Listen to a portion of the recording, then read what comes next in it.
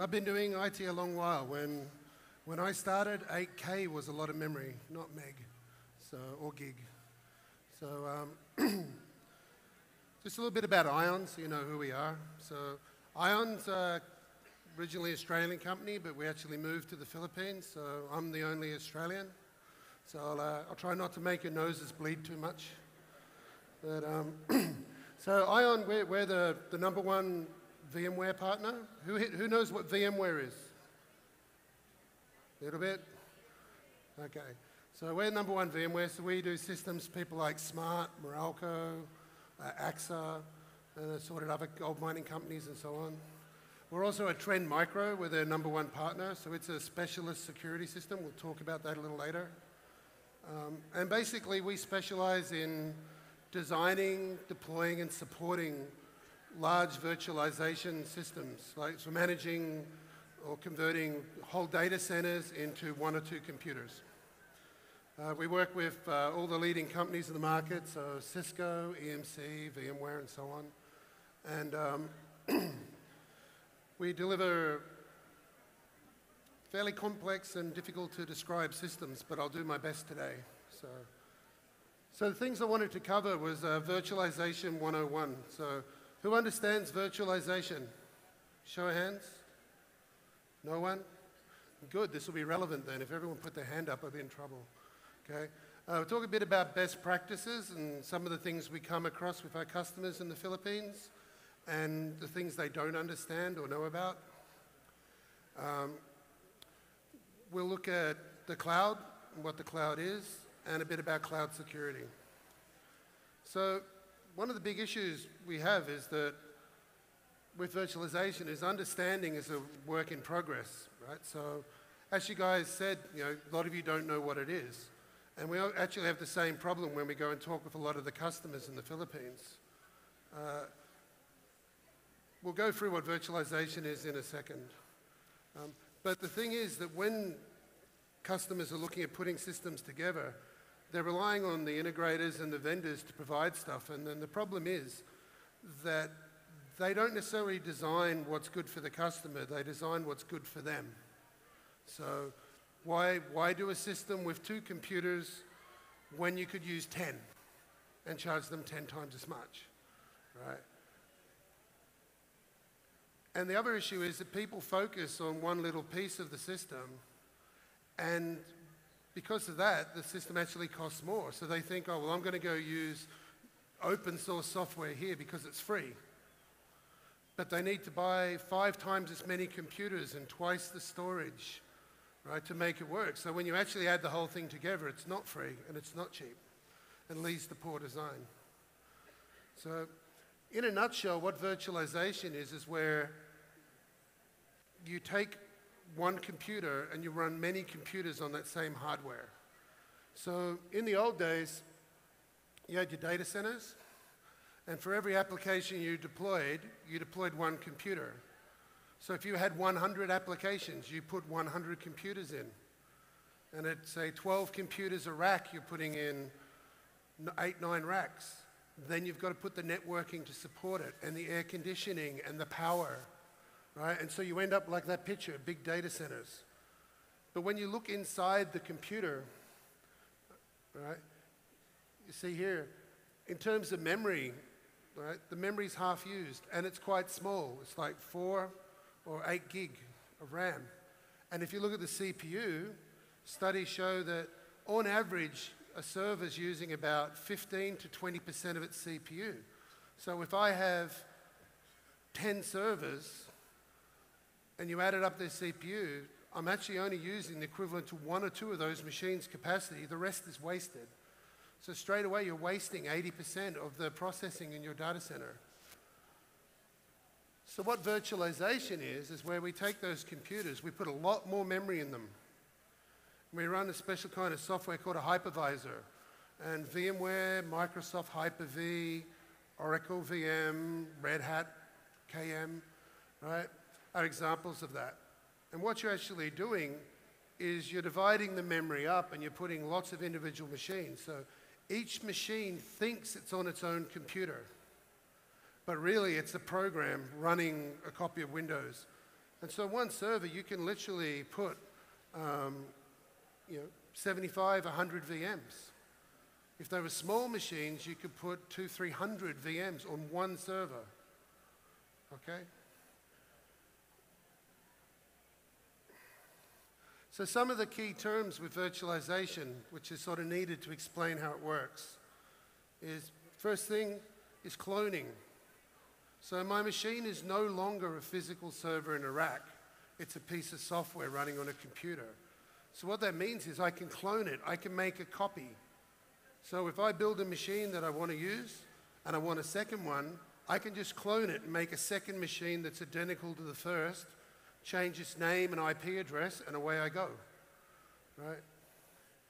Templating is where you take a machine and you make a copy of it and you save it to disk. And then every time I want to build a new machine, I simply clone from the template. So if I need to make 100 servers, I build one, template it, then make 99 copies, right? And it's a lot quicker to build a virtual machine from a template than it is to reinstall the operating system and everything. Right. A snapshot is where you take the virtual machine while it's running and you make a copy of it as it is now and save it. So, for example, you're running an important piece of software, you can take a snapshot and the system will remember exactly where it is and what it's doing.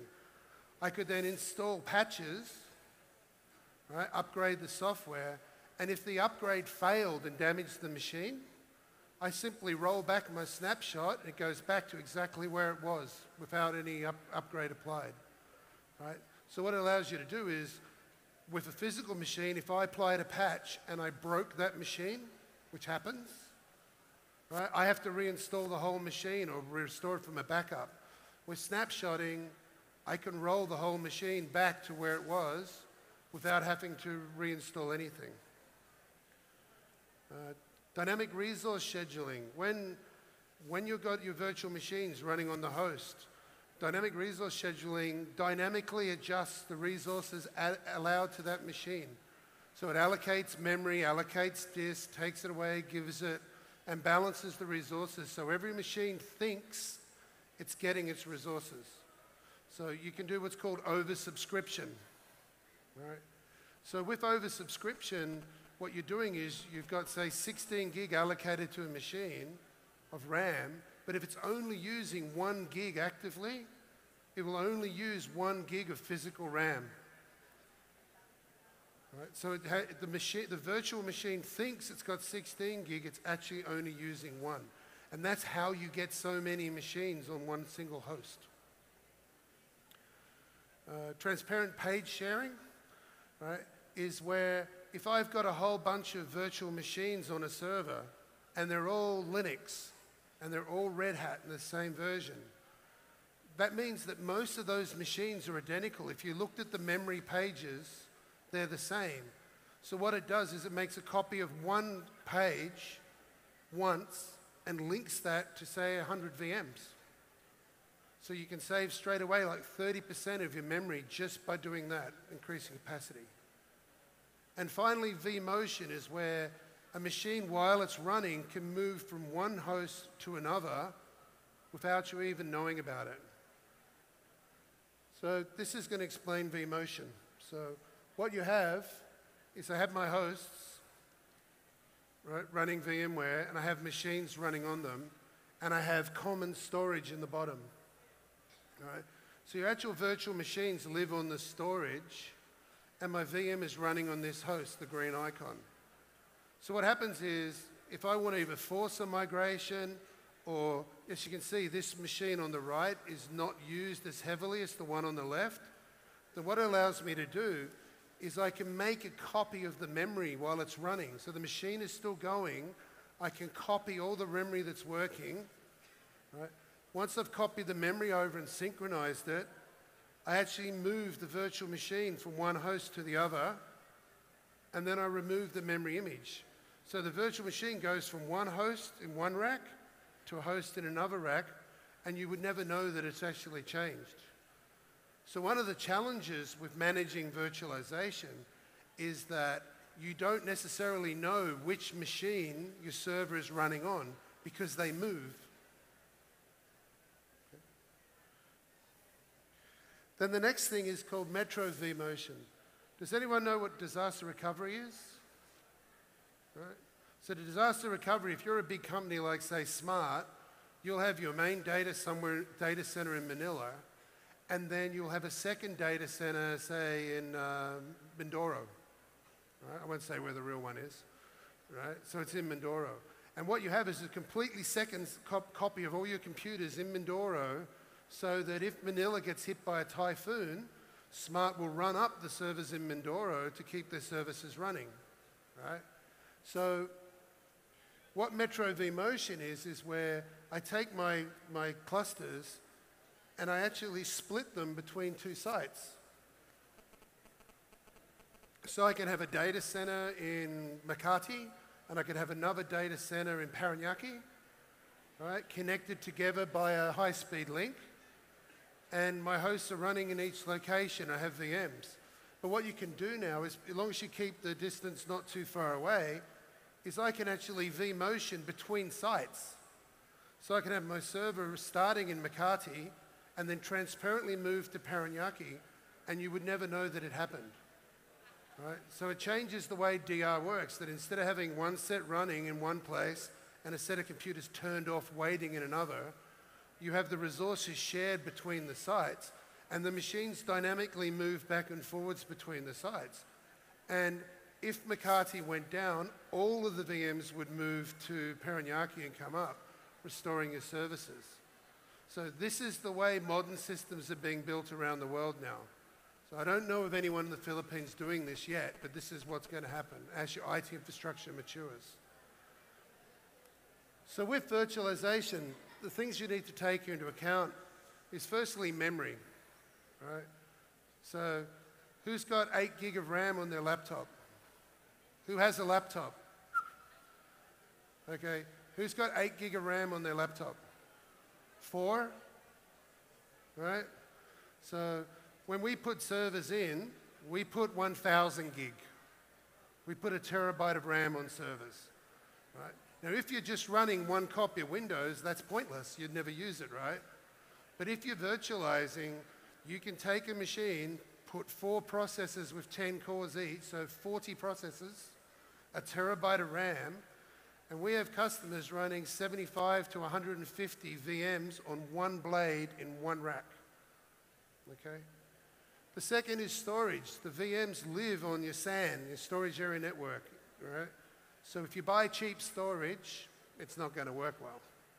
The third is the network, and actually CPU is the last. So it's not really about processing power, because most these days, if you look at your CPU on your computer, you're only using a little bit of it all the time, right? So if you've got a server with 40 cores, it's asleep, right, from a processing point of view. And even if you run, we've got sites with 75 really big, very busy servers on one blade, and it's still running at less than 50% CPU utilization. But it's using over 900 gig of RAM, okay? So the basic thing is, the more RAM you put in a server, the more virtual machines. The more virtual machines, the less servers you have to buy, right? So CPU is relatively irrelevant. And then there's a thing called oversubscription. So when you're using a CPU in virtualization, multiple machines can use the same CPU. And the general ratio for consolidation is 25 to 1. So if you have one core, it can support 25 VMs. So if I've got 40 cores, which is a standard Intel 10-core chip, 4 sockets, I can do 1,000 virtual CPUs on one blade. And that's a lot of servers. Right. So the thing is, when you do a good design for virtualization and you minimize the number of sockets, so you put lots of RAM so you don't need as many blades, the first thing you do is pull down your licensing from Microsoft or VMware or Oracle or whoever, because you don't need as many copies. Right? You reduce your hardware costs, because instead of buying 10 machines or 5 machines, you're buying 2 or 1. You save on rack space. Like the amount of electricity and air conditioning that a room with a couple of hundred computers uses is enormous. If you can shrink that down to a couple of racks, you will save so much money on power and cooling, you'll basically pay for the system, right? And then the other thing is, every other application you run on the servers is licensed by socket. So if you buy Oracle database, licensed by socket. Microsoft Windows Server, licensed by socket. Security software by socket. So if you get a design where you have lots and lots of computers, your licensing costs will be very high. If you can minimize the number of computers through virtualizing, you save money. And when you move out into the real world and you're working for companies, trust me, saving money is very important to the bosses. So the thing is, don't get focused on one thing, right? You've got to look at the end-to-end view. Just because someone tells you their software is free doesn't mean it's free. There's an old saying, I don't know if you heard this before, quality, performance, and price. You can only ever have two of them. What that means is, if I want something that's high quality and high performance, it's going to cost me a lot of money. If I want something that's cheap and high performance, it's not going to be good quality. Or if I want something that's cheap and good quality, it's not going to have good performance. You can never get all three, right?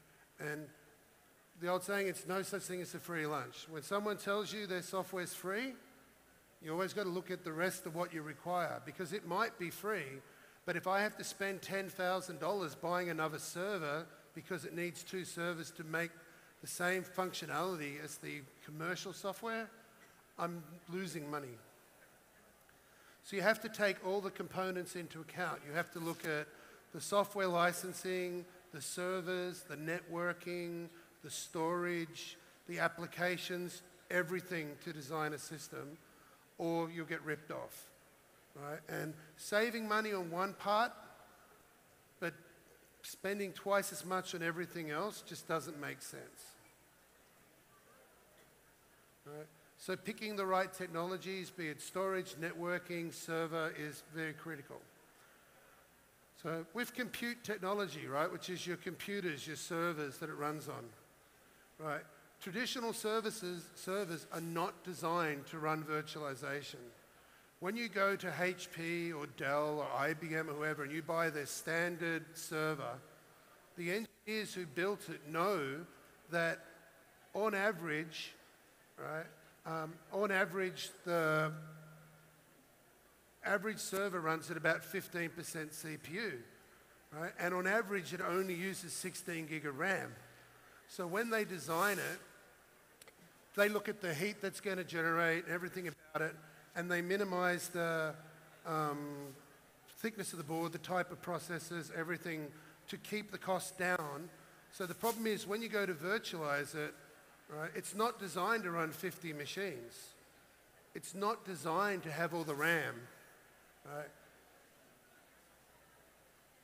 Right. So they might say it supports 512 gig of RAM, but it's not really designed to use it, right? And also the way the infrastructure is put together in terms of virtual networking, in terms of fiber channel or Ethernet is not there. So the basic summary is not all computers are created equal. Right. Then the next thing that people talk about is software-defined data centers, and this is where it's basically an enhancement on existing technologies, where what you're doing is you're using software to define how everything works. Now, the problem with that is that it generally applies to large firms. So if you're an American company and you have 20,000 servers, like Facebook or Google, that stuff's useful. Your average Filipino company has a lot less. So, running a bit low on time, so I better be a bit more prompt here. So this is a design we see way too often in the Philippines, right, where people are buying 5 servers, they're putting what you'd think is a lot of memory, 128 gig, right? But because they've only got 128 gig, they're only running like 15 virtual machines across 5 servers, right? And bear in mind, although these servers might support 512 gig of RAM, they're not actually designed to do it. A better way to do it is to have 2 servers with 1 terabyte of RAM each and 40 cores each. So what happens is, with the design on the top, I've got about 75 to 100% utilization of the resources. I'm using 10 Windows data center licenses. I'm running about 75 VMs, and I've got fairly limited redundancy. Whereas with the bottom system, I'm at less than 50% utilization, so I could fail an entire server and still support every VM. I'm only using 8 data center licenses. I've got 100% redundancy. I'm running twice as many virtual machines. I'm using 40% of the rack space and 50% of the cooling. So just by designing it correctly and using the right type of hardware, you can save a lot of money. Right? In terms of cloud, there's public and private. I'm assuming there was other presentations covering cloud. I hear Microsoft presented earlier. So I'm not going to go into what cloud is too much detail. But the main thing is that public and private cloud both have their place. Right? Public cloud is the one you're running on Amazon or Microsoft out on the internet. Private cloud is the one you're building inside your business. Right? One of the big misnomers is public cloud is not free. Right? So when you're doing public cloud, like, people will think it saves them a lot of money, but I've got a colleague that runs a lot of service on public cloud, and he spends $40,000 US every month just on fees with Amazon. Right? And the other thing to remember is we're all in the Philippines. Right? You're not in Australia or Singapore or America. So you don't have the same bandwidth, you don't have the same fiber infrastructure, and you have typhoons. So putting all your servers up on the cloud sounds really good, but if a typhoon comes through and you can't talk to them, you're not necessarily in a good place. Right? So the big thing is that public cloud has its place, but it's only part of the solution.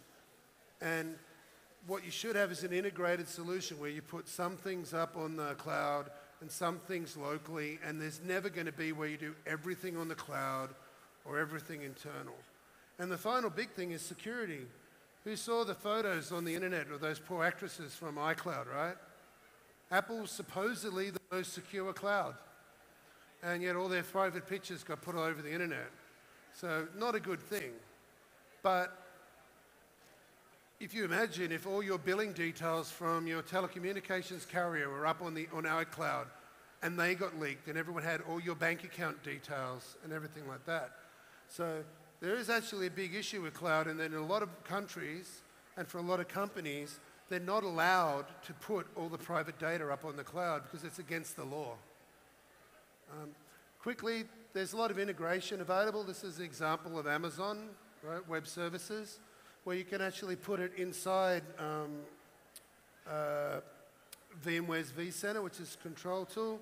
So you have the Amazon here. You can go in, you can access all their data centers. You can create, configure, and migrate VMs from private cloud to public. So the tools to do a mix of private and public cloud exist.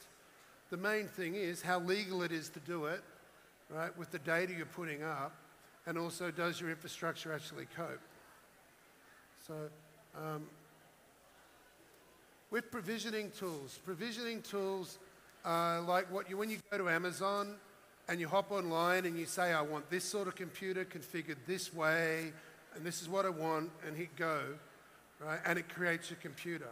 The same tools exist for private cloud in your own house, right? Or in your own business. But the problem is the old rules still apply. You don't let someone just walk into your data center and install a server. The same thing is you don't let someone create a virtual machine and connect it to your network either, because it's just the same problem.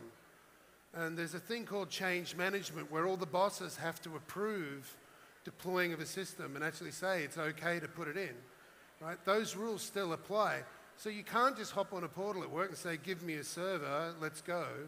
You still have to go through the old process. And creating random systems is not a good idea.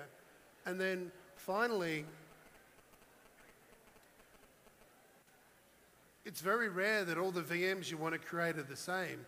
So what we've actually found is that sometimes if you need only 100 VMs, it's quicker for someone to sit down and create it by hand than program a computer to build them for you, which will take twice as long.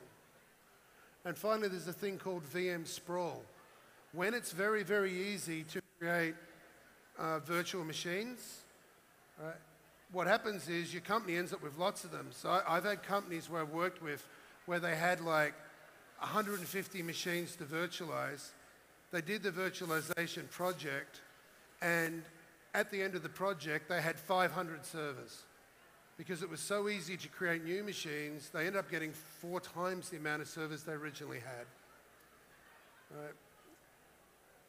And the last section, because I'm running over time and I have to wrap up, is with virtualization security, it is not the same as physical server security. So you need a new type of tool. And the first main point is agents are bad. So on your laptop now, you install AVG or you install antivirus product, and you notice periodically it will scan your disk. So the problem with that is that when you virtualize and you have 75 or 100 servers on one host, and the antivirus starts scanning the disk, right, you have what's called a storage storm, and it breaks your environment. So as you can see, depending on the vendor, it can have a big impact. So with virtualization, what you can do is you can use the actual APIs. You can load an appliance which does the antivirus for every single server on the host, right? And you don't have to install antivirus on any machine. It's automatic, right? So what happens is you license by socket. Every machine you put in, you start the when you start the VM, it's automatically got antivirus, automatically secured. And then with templates, which we talked about before, where I'm making a copy of a machine, if I made that template 6 months ago, then it's out of date. It hasn't been patched, it hasn't got antivirus. So when I bring that template up, I'm bringing an insecure machine up on my network, and that's a risk. By having a virtual security appliance, what happens is the machine, when you bring the template up, because it's automatically protected by the appliance, you don't have that security risk anymore. And then finally, with public cloud security, the thing to remember is that when you're putting all your data up on the public cloud, you're trusting them to be secure, right? And as the sort of little cartoon says, like, glad there's no holes at my end. So they've got holes in their environment, you don't, but you're still going to sync, right? So you still have to have the same security practices in public cloud as private. So in summary, when you're doing virtualization and cloud, there's no quick fix. Having a good design is absolutely critical. When you do that design, you have to take into account all of the components, right? So the hypervisor, the compute, the storage, network security, you have to design it end to end, right? And you don't focus on one thing because you might make savings on one but spend 3 times as much on the other part, right? And a failure to do so will just evaporate any savings you think you made. And finally, public cloud has its place, but it's not all things to all men, and you need to have a combination of in-house private cloud and public cloud to actually do what you need to do in the modern world. So anyway, I'm slightly over time, but thank you for your attention. I hope it was useful, and well,